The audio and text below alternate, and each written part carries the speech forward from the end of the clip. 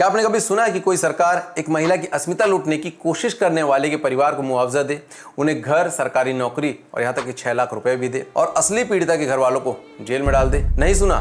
तो झारखंड आइए, जहां कांग्रेस के साथी हेमंत सोरेन ने यह कारनामा कर दिखाया है। 8 मई झारखंड के बोकारो का कटरू खुट्टा गांव, एक महिला तालाब में नहा रही थी, तभी वहां पहुंचता है अब्दुल कलाम उर्फ मानू, जो कि एक शटरिंग मजदूर था। एफआईआर में लिखा है कि उसने महिला को पीछे से दबोचा, पटक कर बलात्कार करने की कोशिश की। महिला ने शोर मचाया तो गांव वाले दौड़े, अब्दुल को पकड़ा गया और पेड़ से बांध दिया गया। भीड़ ने पीटा भी, पुलिस आई, अस्पताल ले गई, लेकिन तब तक उसकी मौत हो चुकी थी। और अब यहां से शुरू होते असली खेल। अब्दुल का चाचा एफआईआर में कहता है कि उसका भतीजा मानसिक रूप से बीमार था। सरकार ने तुरंत कार्रवाई की, मॉब लिंचिंग का केस बना दिया गया और फिर जो शुरू हुआ वो सुनकर आप सन्न रह जाएंगे।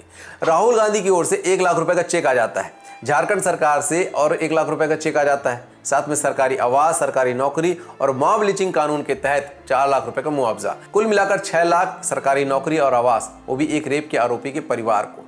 और दूसरी तरफ वो आदिवासी महिला जिसका बलात्कार करने की कोशिश हुई, उसके समुदाय के लोग और गांव वालों को जेल में डाल दिया गया। क्यों?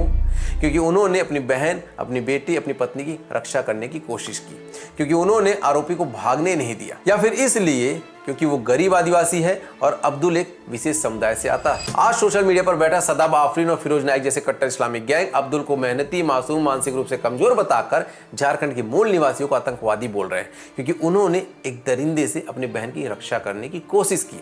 ये वही लोग हैं जो कभी मुर्शिदाबाद के शिव मंदिर में जाकर पेशाब करने वाले आरा शेख को मानसिक रूप से बीमार बता देते हैं, तो कभी रांची के मंदिर का ताला तोड़कर बजरंगबली की मूर्ति को खंडित करने वाले रजीम अहमद को बीमार बता देते हैं।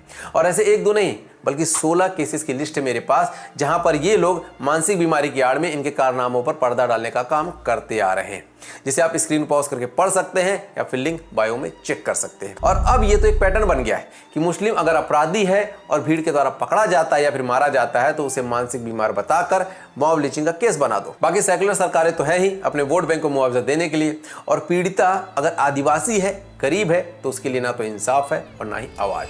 इसलिए मैं आप लोगों से पूछना चाहता हूं कि क्या इस देश में इंसाफ अब मजहब देखकर मिलेगा?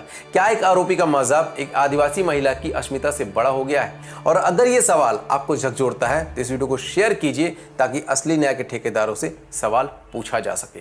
जय हिंद।